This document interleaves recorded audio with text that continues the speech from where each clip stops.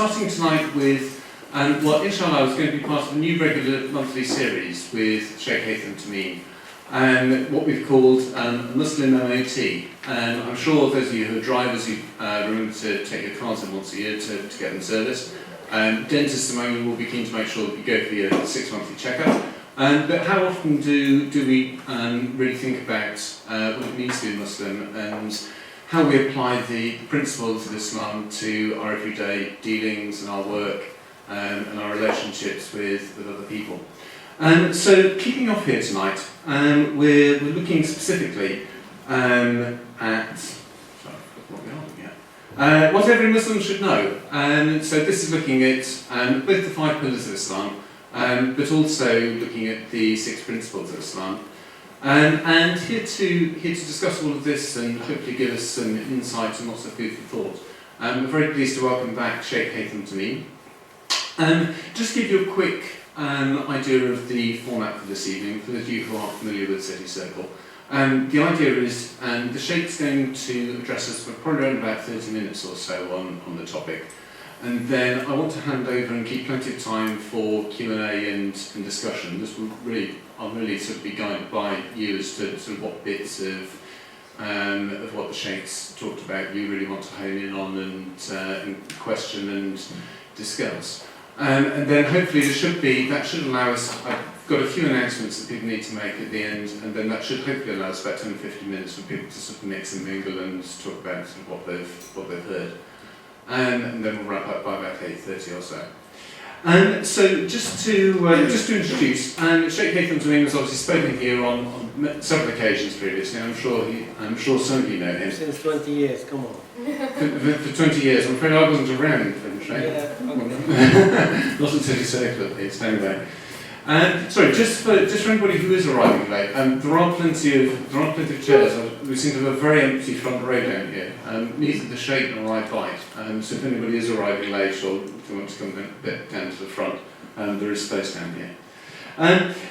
Shaykh Haytham Tamim is he's the founder and the main teacher at the Utrujj Foundation, where he's provided a leading vision for Islamic learning in the UK, which has influenced the way that Islamic knowledge is understood and disseminated. He's got extensive experience spanning over the past 30 years, including currently 20 years here at City Circle, I'm pleased to hear. And he's covered all of the main Islamic schools of jurisprudence. He's studied with some of the foremost scholars in Islam and has benefited from their expertise over the years. And now he holds some of the highest certificates in Hadith, Quran and Fiqh. In 2015, he was the winner of the British Imams and Scholars Contributions and Achievements Award. So please give the Shaykh a very warm welcome.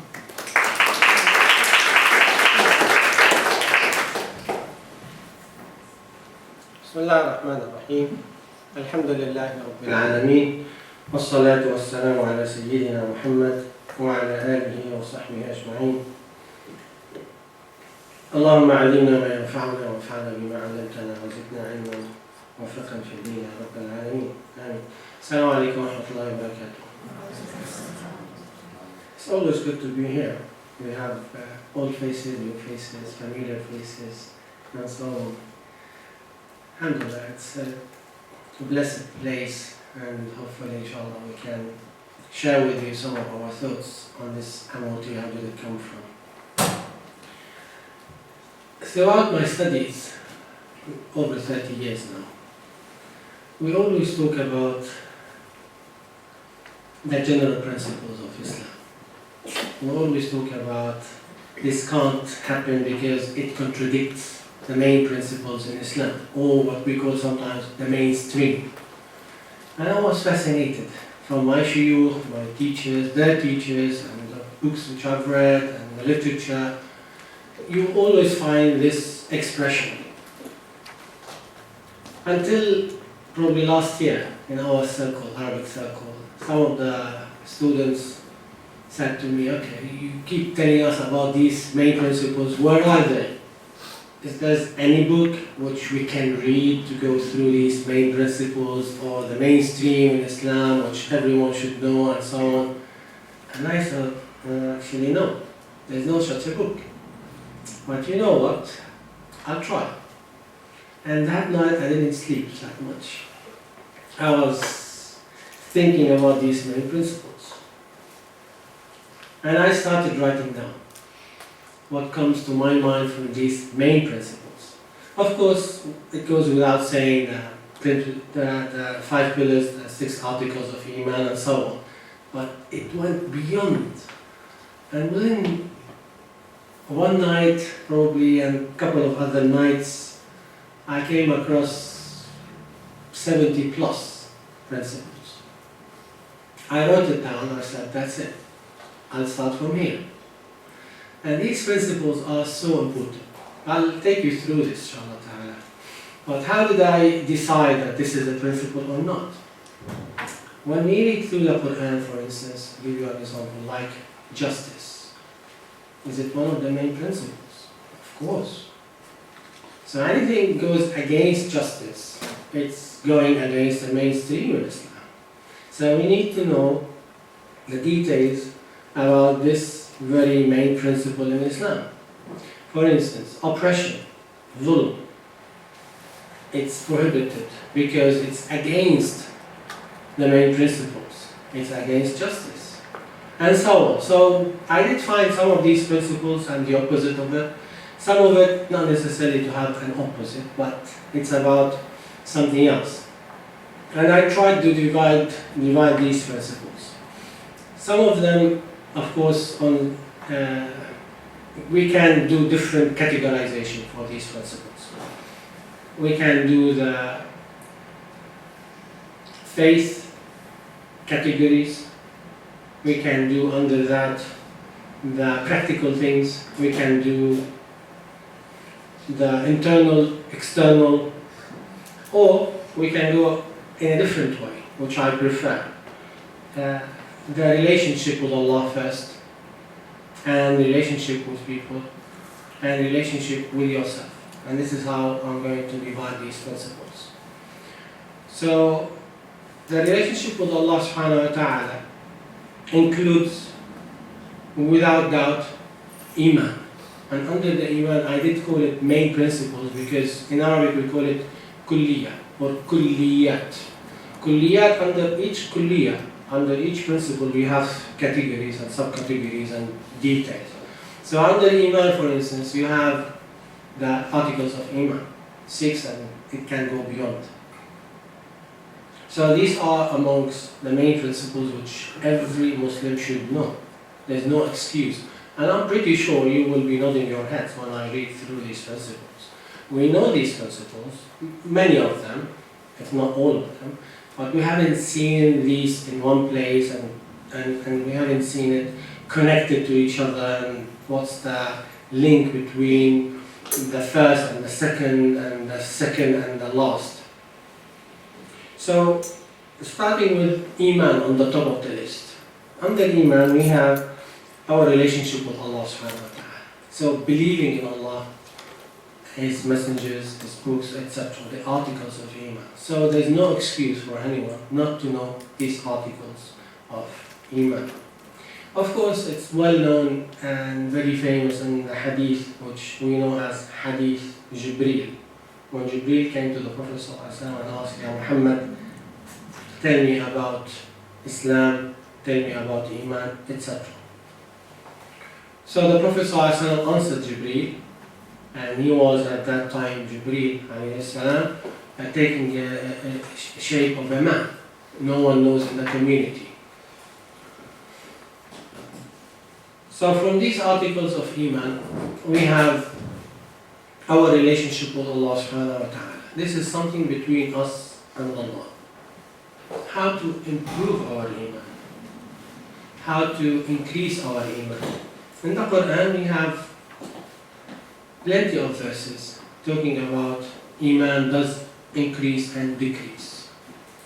And there's a big discussion among the scholars of theology and Tawheed regarding هل الإيمان يزيد وينقص? Does Iman increase and decrease? And we have two different schools of thoughts. From the Hanafi school of thought, they say no. Abu Hanifa says no, Iman doesn't increase or decrease. Iman is Iman.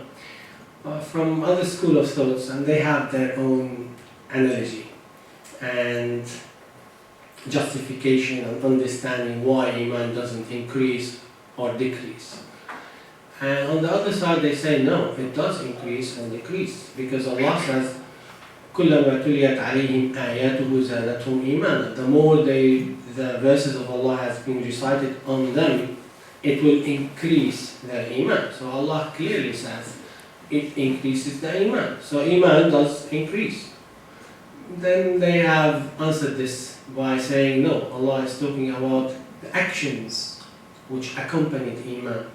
And this is what increases, but not the core of Iman. The core of Iman stays as it is. I don't want to confuse you, but just to give you a flavor about some of these differences amongst the scholars regarding even theology, not just in the parliament we have differences. We have as well in our theology we have some differences. And this is how we have different school of thoughts and different methods and so on. So from Iman we have as well how to protect our Iman. So there are, let me say, boundaries around Iman and fences around Iman. If we want to break these fences and overstep these boundaries, then it will affect our Iman. And this is why we understand that Allah subhanahu wa ta'ala set the hudud, which we call it, the boundaries.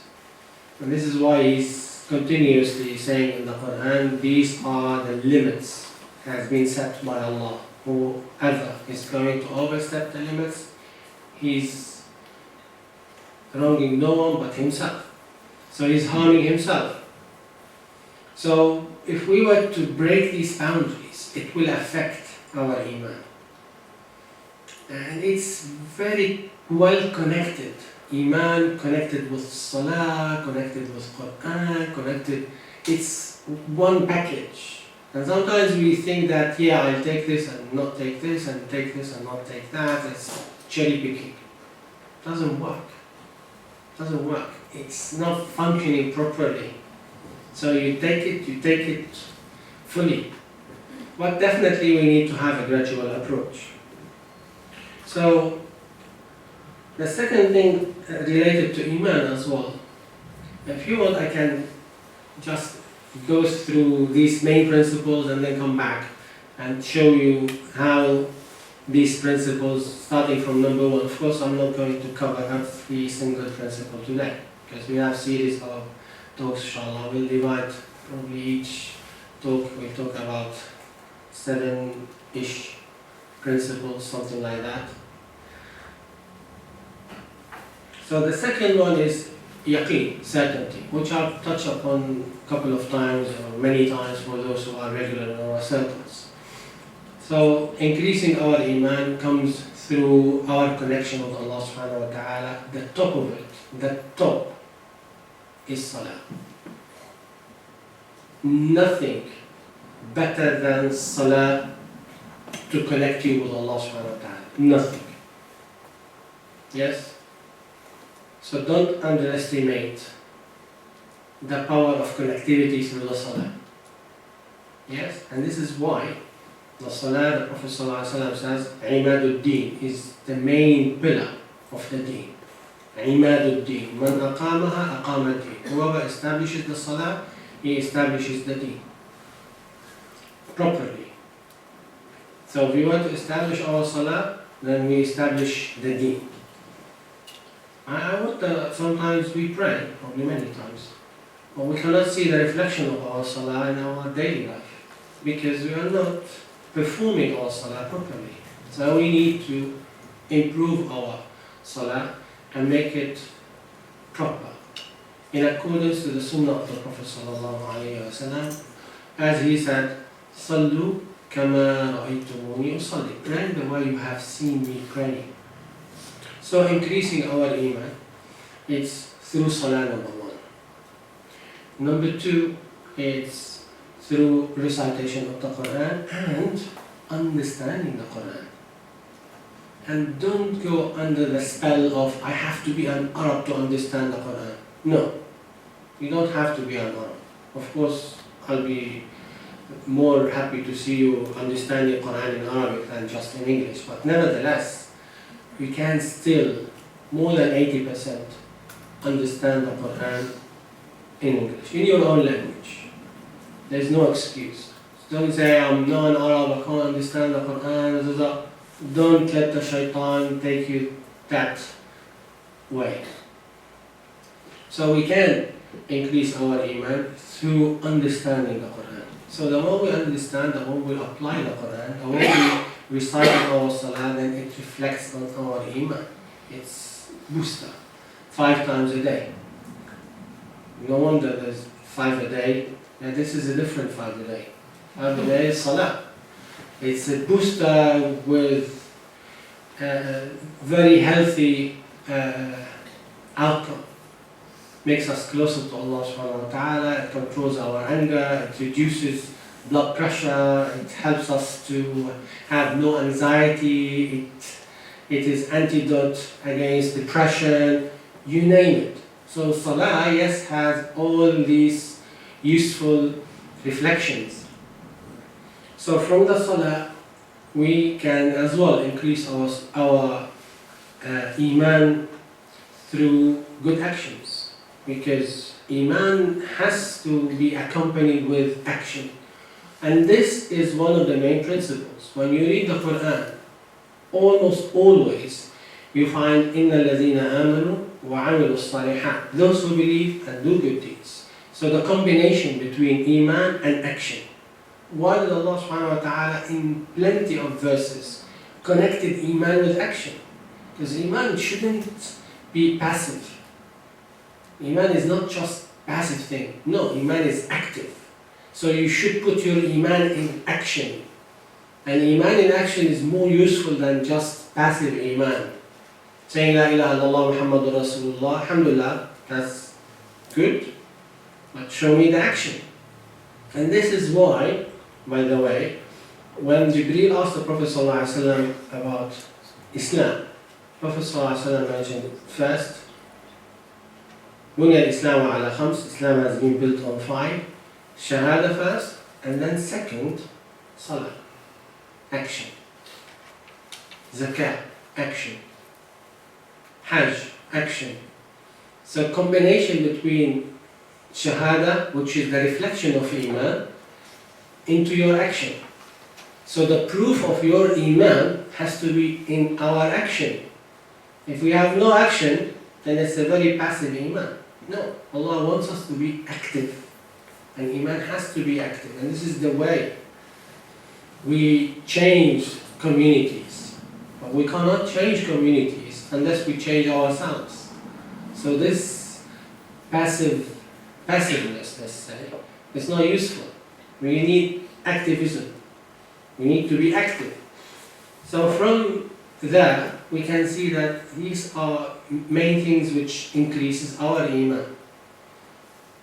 And under that, we have certainty. This is one of the main principles in Islam. Yaqeen, in Arabic we say. Yaqeen. What is yaqeen? Yaqeen, to be certain that Allah is in control of everything. Nothing is out of His control, no matter what. Even when we don't understand, which is plenty. Many times we don't understand why is it like this. So Allah is in control, subhanahu wa ta'ala. So nothing shakes our certainty, our yaqeen in Allah Azza wa Jalla. The moment you feel your yaqeen has been shaken, then there's something wrong in you.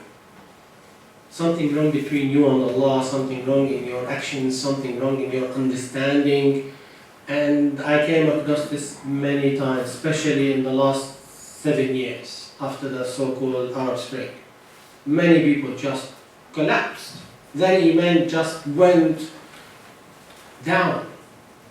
And unfortunately, very few just left iman altogether.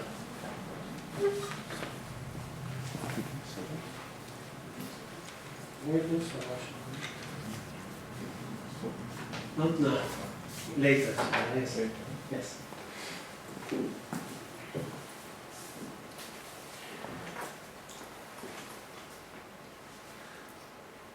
So from there you can see it's very important to have the right understanding of what is yaqeen. Yaqeen in Allah subhanahu wa ta'ala. And the Prophet ﷺ described this in his own words, that there are some people, their yaqeen in Allah is like the tall mountains. Like mountains, their yaqeen. Nothing will shake it. Wow. And he mentioned amongst them Abu Bakr, amongst them Umar, amongst them, he started mentioning some of the companions. Sallallahu Alaihi Wasallam.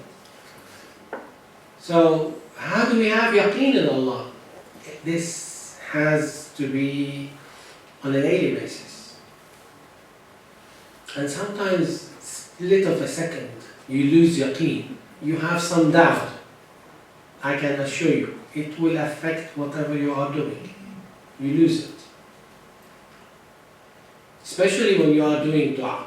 Doing dua, supplication, in your heart is so difficult. But I'll ask Allah Azza wa Jal, yes? You ask Allah, but deep down in your heart, you feel it's not going to happen. I can tell you, it won't happen. Because you have doubt in your heart that it won't happen. The moment you have yaqeen, no matter how difficult it is, Allah will make it happen. If it's good, it will. And this needs training.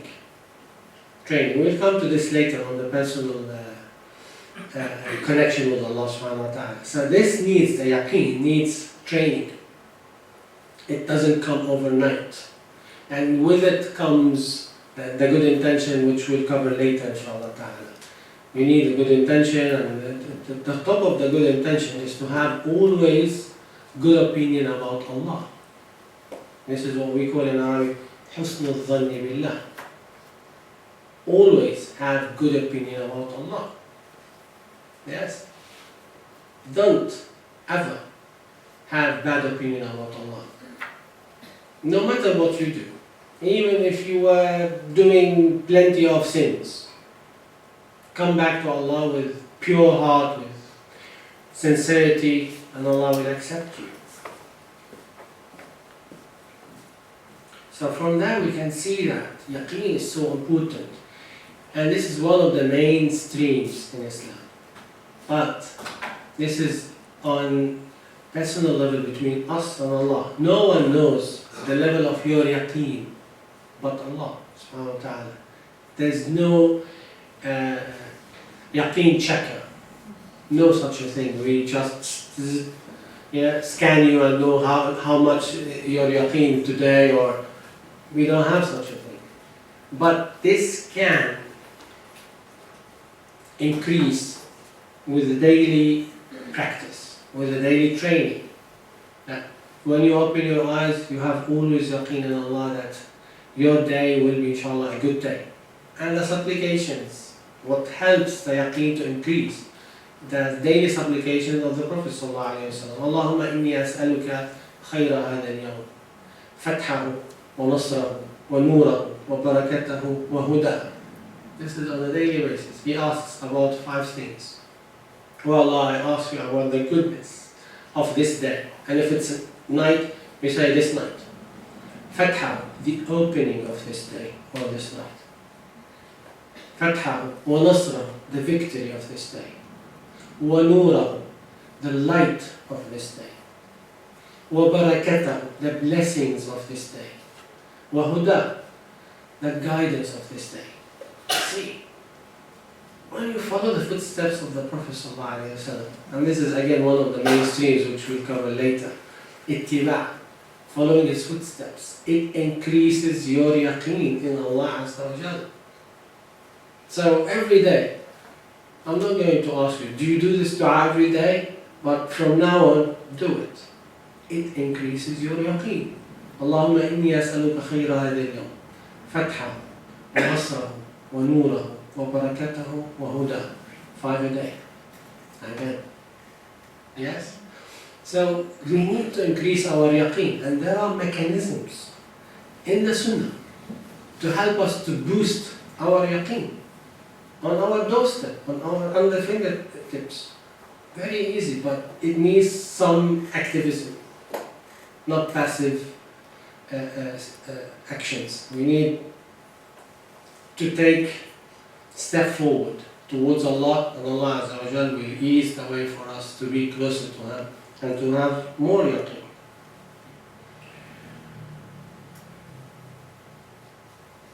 And one of the main principles as well, which we need to work on, is our love to Allah subhanahu wa ta'ala. I know probably I'll do a full course on that. I promise you. We need a full course on our love to Allah Azza wa Jal and His love towards us. I'm not sure, many times we don't talk about love that much.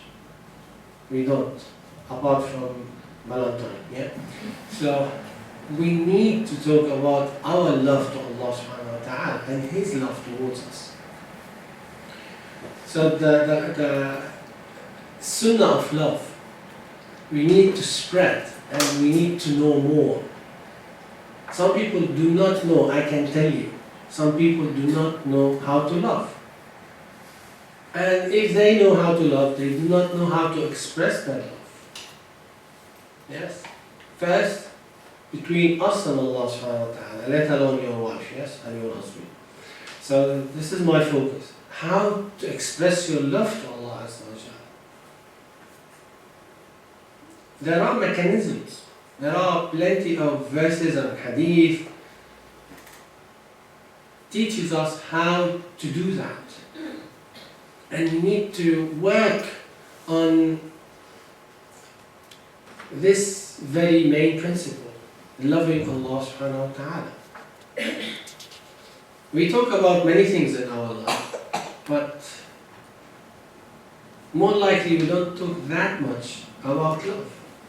Especially when we are teaching our children. Be very careful not to teach your children through punishment, i.e. Allah will punish you if you were to do this, Allah that. Don't introduce Allah to your children through punishment. The one who punishes is Allah, the one who is upset with you is Allah. And in their minds, Allah is the one who punishes, who is this, who's... No. We do this because we love Allah. We do this because we want to please Allah. Allah loves us because of this, and Allah provided for us because He loves us, and so on. So we need to talk more about love. And again, this is a very huge topic, talking about Allah, and the do and don'ts, and sometimes misunderstanding of love can take us outside the boundaries, as some airy-fairy Sufi stuff sometimes. I'm not saying all Sufis are airy-fairy, but nevertheless, sometimes under the banner of love, they can just fly with wings like I don't know what. So we need to be careful. So there are limits. So we need to go navigate our way through these limits, and the guidance here is the Quran and the Sunnah.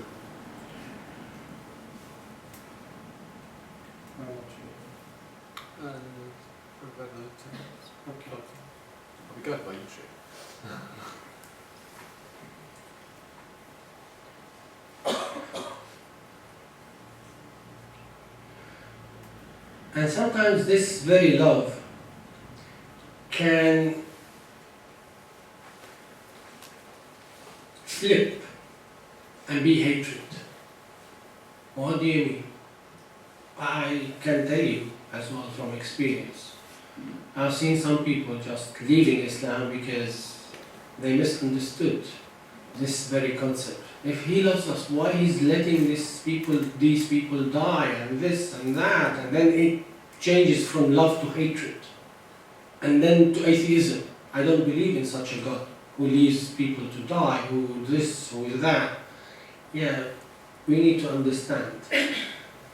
Love doesn't mean this life is with no tests. No. So don't misunderstand what the implications in this life. Allah Azza wa Jal mentioned clearly many times in the Quran that He will test us. And this very dunya, the whole exercise is about test. So don't take this out of the equation. So if you did not understand that the dunya is about test, then you misunderstand what love is. Sometimes, with your love to your children, you want them to go through some difficulties. Make them learn. Not because you hate them, not because you want them to suffer. No, but you want them to learn. Yes? This is on individual level, as humans. So Allah's wisdom is far beyond our comprehension, subhanahu wa ta'ala. So there are some issues sometimes which will disrupt our understanding of what Allah's love is. And from this concept, the love of Allah subhanahu wa ta'ala, it gives you comfort in the first place. It allows you to treat the dunya differently. Why? Because you are not attached to the dunya anymore. Your heart is attached to Allah subhanahu wa ta'ala. So there's nothing can match this. It's incomparable. Loving Allah subhanahu wa ta'ala is incomparable to anything. To loving your mother, your wife, your children, nothing. The true love of Allah Azza wa Jal, nothing matches this. In order to reach to that level, it takes as well time and practice. And this is what we need to work on. And the Prophet ﷺ, we see in his practice, his connection with Allah Azza wa Jal is very obvious. When Aisha radiallahu ta'ala anha was describing his night prayers, they asked her, how did he pray during the night? Just tell us about his salah. And she said, كان يصلي من الليل 4 ركعات لا تسأل عن طولهن وحسنهن. He used to pray 4 rakats and then another 4 rakats. Don't ask me about the length of these rakats and the beauty of these rakats, because I can't tell you. So I used to stay standing during the night prayers, sallallahu alayhi wasallam, hours. This is the reflection of his love to Allah Azza wa Jal. Until his feet were swollen, sallallahu alayhi wasallam, out of standing for long hours, sallallahu alayhi wasallam. He can't feel it, I can tell you guys. He can't feel that because he's well connected with Allah subhanahu wa ta'ala, conversing with Allah subhanahu wa ta'ala, so he can't feel anything. He's just fully focusing on this sweet discourse between him and Allah Azza wa Jal. So can we do that? Of course we can't just jump from level 1 to level 100.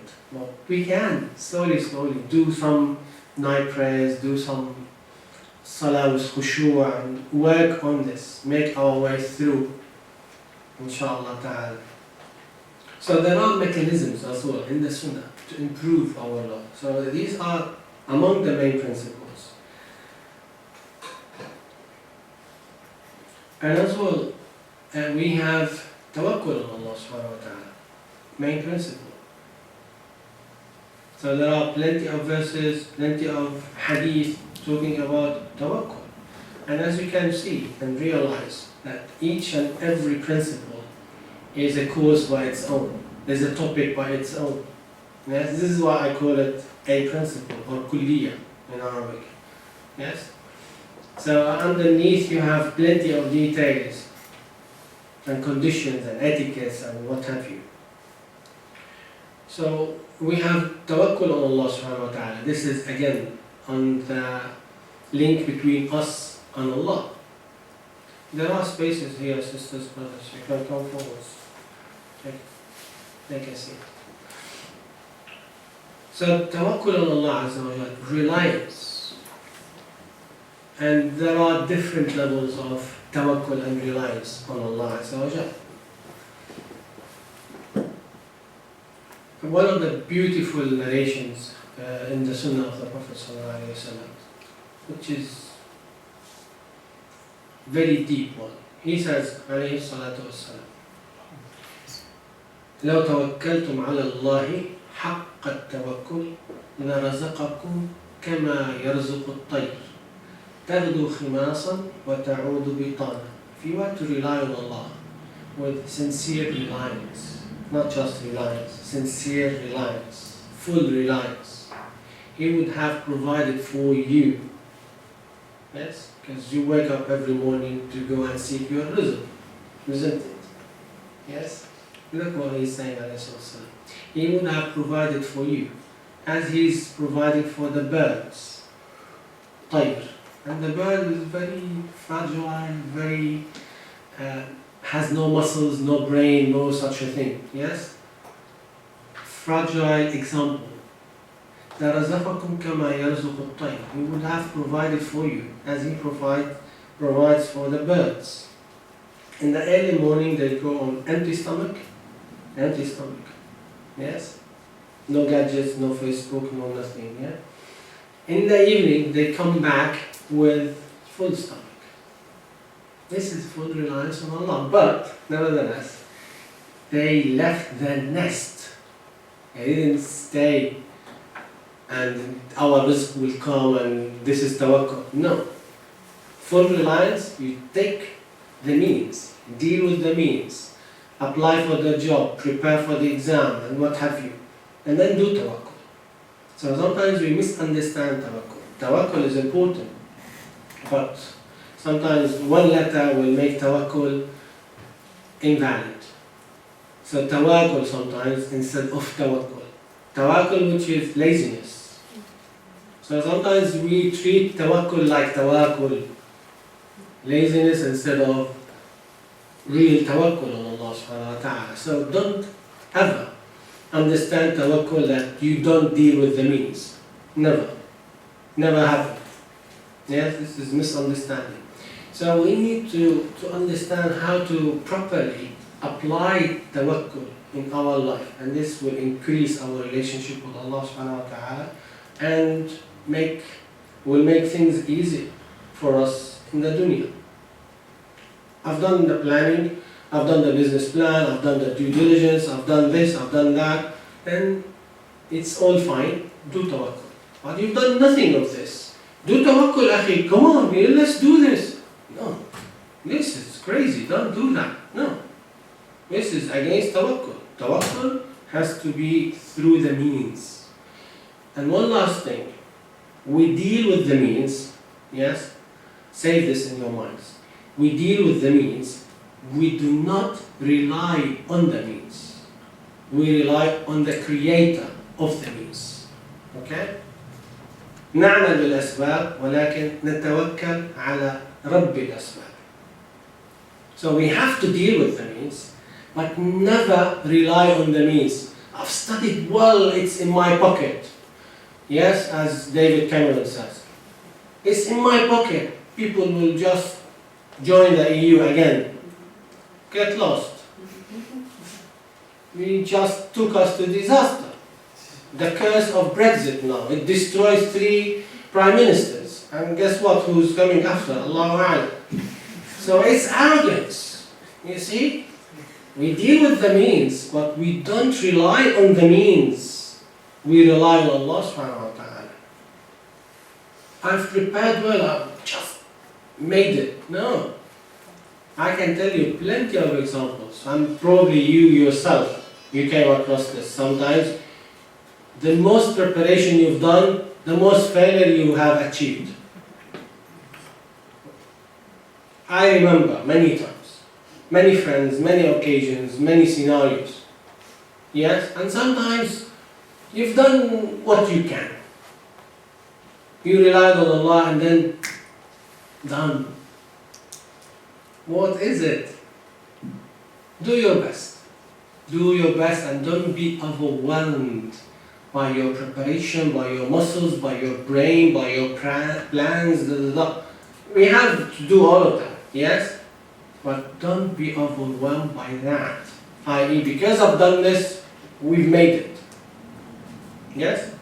Allah is the facilitator, subhanahu wa ta'ala. So we ask Allah Azza wa Jal to give us the understanding of these principles and help us to improve ourselves in our closeness to Him. Ameen.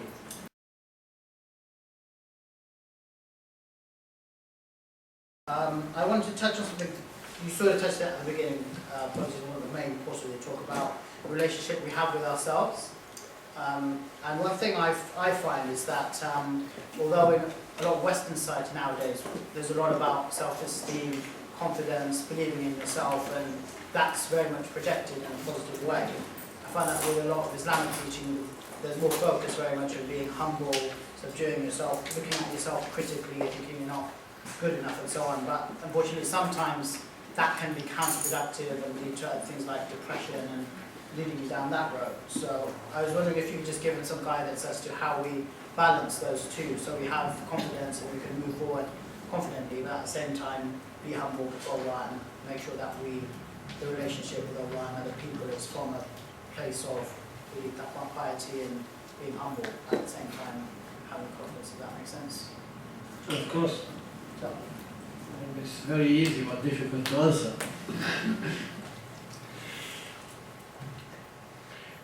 There's a fine line between confidence and overconfidence, which is arrogance, kibr. And kibr Allah will never forgive. No one will be admitted to Jannah if in his heart there's an atom of weight of kibr, arrogance. So it is very problematic. And again, kibr, sometimes it's very obvious. It's overspelling. You can see this person, he or she, is an arrogant person. And sometimes it's hidden. Sometimes you are praying 2 rak'ahs and in your heart, I'm better than that person who didn't pray 2 rak'ahs sunnah. It is arrogance. Sometimes you have bought an electric car, expensive, but anyway. Yeah, you are more into the environment than your neighbor, looking down at him. It's kibr. It's the new form of kibr, by the way, electric cars. Be careful, guys. No, I was thinking about this too, on my way, to be honest with you. So, I'm not sure if I'm going to buy an electric car. Yes. So, there's a fine line between kibr and overconfidence and confidence. Let's go back a bit. The Prophet ﷺ, he was the master of tawadu, humility, down to earth. So he is the role model to follow. But it doesn't mean to be down to earth, i.e. people will take advantage of that and they overstep the limits with you. And no, this is misunderstanding of humility. Humility doesn't mean weakness. And again, we mix sometimes tawadu with weakness.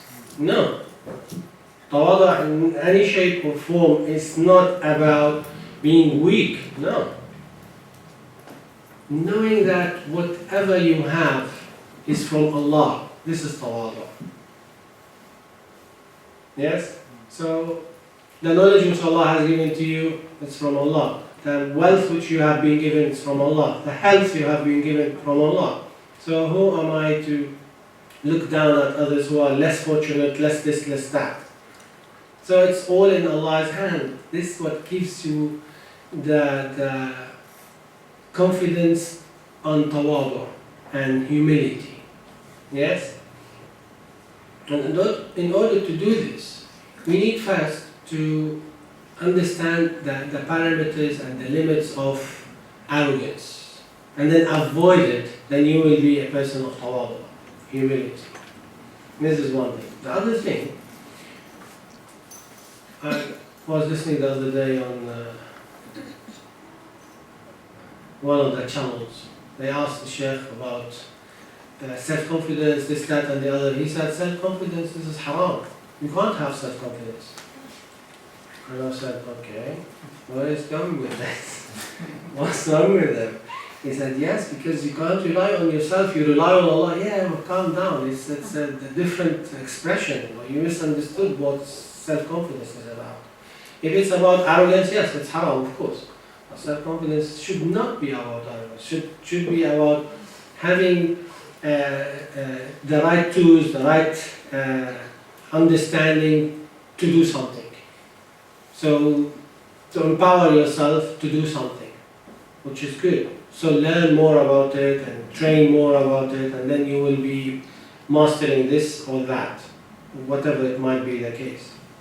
This is how you bring self-confidence. But with all of this, avoid being arrogant. I'm master now, I'm this, I'm that. No, avoid being arrogant.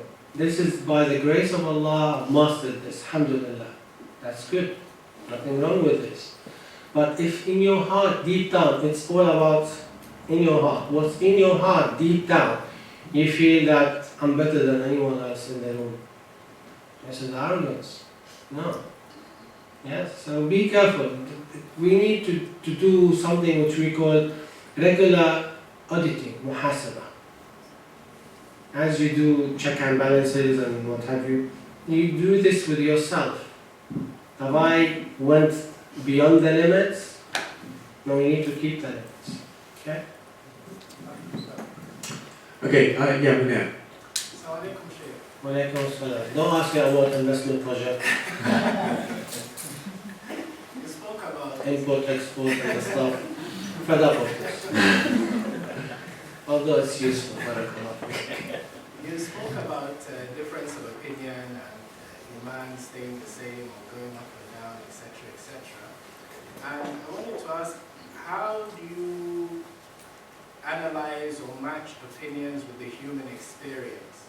Because, you know, usually when a sheikh gives advice, it's like a top-down approach, but everyone is kind of navigating through life.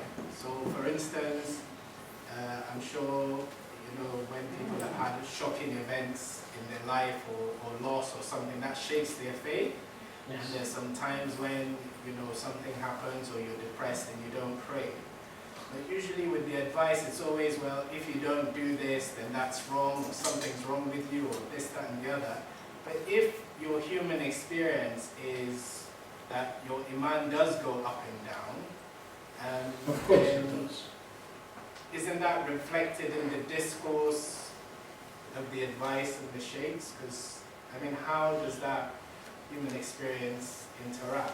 Just a very quick example. I remember one sheikh I was listening to and he was talking about cruelty to animals. Yeah. And I said, so a zoo's haram? And he just looked at me. You know, because that's the human experience as opposed to the theoretical realm. And how do we deal with some of these intricacies that the human experience have in terms of the advice and discourse? Again, it's not the easy answer. There's no yes, no in this answer. But nevertheless, you need, number one, to turn to the right person for an advice. And the right person, he might be or she might be knowledgeable, etc. But knowledge is not enough. You need experience. Because sometimes you have theory, but you don't have practice. So you are on airy-fairy stuff. You are talking top-down approach, which you've mentioned, no experience. When you are on the ground, you have the real experience. When you have day in and day out cases, dealing with real cases on the ground, not in the books, then you know what the reality is. So this is why the definition of the scholar these days, or the best advisors, are those who are working on the ground with the deep knowledge. Yes? So they need to combine between the two. If there's mismatch, then you get the wrong advice. I can assure you. Plenty of times. And sometimes people treat this advice as sacred. It isn't. It's a human opinion. Don't treat it as sacred. You can go against it if it didn't suit you. But on the other side, don't do fatwa shopping, guys. Don't do. Sisters are very into shopping, but don't do fatwa shopping. Yes? Be careful. Okay, yes, Assalamu alaikum. Shukran ya Sheikh for your time. I do dawah among non-Muslims. So once I've explained Tawheed and Isa alayhi wasallam in the Quran, his position in the Quran, they always ask me, why is there so much suffering in the world? Why do the innocent, vulnerable and children have to suffer so much? We're not talking why they die, but they're suffering oppression, like, in certain countries where they're suffering terrible oppression or cruelty or whatever. And I just say, like you said, well, it's a test. And that's all I can say. And I'm just wondering if there's anything I can say apart from that, how I can expand on that, because they always ask me that question. If there's so much suffering in the world, why doesn't God change it? For innocence, for vulnerable children. Yeah, it's a very confusing area sometimes. And I told you, some born Muslims converted, left Islam, just left the fold of Islam altogether. After not 9/11, after the Arab Spring and these kind of things, they just left Islam. They said, I don't believe in this very God who leaves people to die. Where is he? Why is not intervening? It is shocking, it is, yes, but nevertheless we need to understand that Allah's wisdom is beyond our comprehension. So don't judge Allah through your own limited understanding. Our own understanding. For instance, you had a very bitter death. 10 years down the line, you discovered why you've been through that. I've never ever been through this. I will never ever be able to be here today. So this very test was crucial to me to be here. Yeah, I understand. I totally understand. Yeah, this can be sometimes interpreted. You can see the wisdom behind it. 10 years down the line, for instance. Some of these actions, you can't see it. It's in the unseen, which we call ghaib. Unseen. And part and parcel of our iman, الَّذِينَ يُؤْمِنُونَ بِالْغَيْبِ, those who believe in the unseen. Iman is all about believing in the unseen. And we've discussed earlier, trust and yaqeen in Allah. So you trust Allah or you don't. I'm talking to non-Muslims. Understand your point. Yeah, but even non-Muslim, if they believe in God, do they trust God or they don't? If you trust God, then leave God to do things the way He wants. You don't dictate on God what to do, what not to do. Then you be God. If this is the case, you tell God what to do, then you are God now. Or you are claiming that you understand more than God. This is the irony. When people start saying this and that and dictating on Allah what to do, that they are indirectly, sometimes directly, saying that we understand better than God. No, this is completely wrong. May I just reflect on this, sister, because I come across the same point in that aspect. Very simply, when somebody talks to me like that, I would say the mercy that you are talking from and the mercy that you have on those children is being given to you by the most merciful. So don't be whiter than white, and you need to jump on to the next level and say, that passion you are talking from is created by the Creator, if we both agree on the Creator. The difference is that, as the Shaykh said, that we can't understand everything, but that mercy we have, because sometimes I feel the same as well. I mean, I claim to be, somebody understand. So, but sometimes we feel that challenge that, why this is happening, why, sometimes myself struggle. So, the mercy that we have is from Allah. So if it's Allah creating us and creating that mercy, that means He's more merciful than everybody else. Okay, more questions? Is that Ramona's, about 2 fingers of your hand going, Ramona? Yeah, what's the thought of the day? Ramona, what's the thought of the day? What's the thought? Oh! Yeah, please, give us some. Yeah. I suppose the thought. Anyway, I just wanted to pick up on what you said about yaqeen and Yes. the mechanisms that we can employ to have that yaqeen in Allah's power to answer your dua, because I do struggle with that certainty sometimes when I ask for something, and I don't know how to train myself to believe it will happen. We all have ups and downs in our yaqeen. This is natural, but we need always to work on it. This is what I've mentioned earlier, that it's on a daily basis. We need to assess ourselves and our yaqeen. Yes? So you train yourself deep down in your heart, in your mind, that Allah is in full control. He controls everything. So He created the heavens and the earth, and He created the galaxies, and so this very thing which I'm asking from Allah is nothing in comparison to the huge creation which He has, subhanahu wa ta'ala. Yes, so He's able to do so. So I said, if it's good for me, Ya Allah, make it happen. And I trust you, I believe in you. And you keep training yourself deep down, it will happen. Sometimes just slight doubt, very small doubt, it will slip from your fingers. I can tell you. But keep trying, and then this will make it better. The more you train yourself on yaqeen, trust Allah, keep trusting Allah subhanahu wa ta'ala, the more it grows. And the less you train yourself, it goes down. Yes? For instance, I'll give you an example. I was in Hajj. So, not this year. So we were doing tawaf. So before we went to tawaf, I left my slipper somewhere. I usually take it with me. So I left it. And I was doing tawaf, and in my mind, I'll go back and won't find it. And exactly this is what happened. I did went back, I didn't find my slipper. And I thought, this is not good. I should have said, I will go back and I will find it. Then I would have found it. I can assure you. Just give you a very silly example, yes?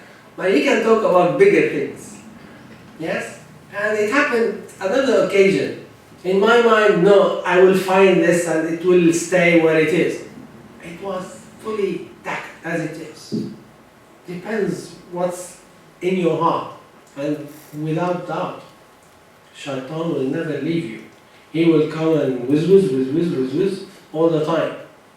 So if you were to listen, that's it. That. Yeah, gentleman over here. You said at the beginning you were going to cover principles of how we should relate to each other. I'm not sure I picked up enough from your talk on that subject. Not yet. We divided these principles. It's 77 principles. Yeah. And each category, we are still under the link with Allah subhanahu wa ta'ala. We didn't yet move to the link with ourselves. That's what I thought. Okay. Yeah. I just wanted to... I'm glad you're interested in what's coming up in the future programmes. Yeah, So that's for a future talk. Okay, that's Inshallah. Yeah, I was going to say, gentleman sort of towards the back there. Just pick up on what the sister said previously, which is the suffering of the innocents, and it's maybe beyond our comprehension to understand the wisdom behind it. But you then pray for those innocents. Are you then negating Allah's wisdom behind what's happened?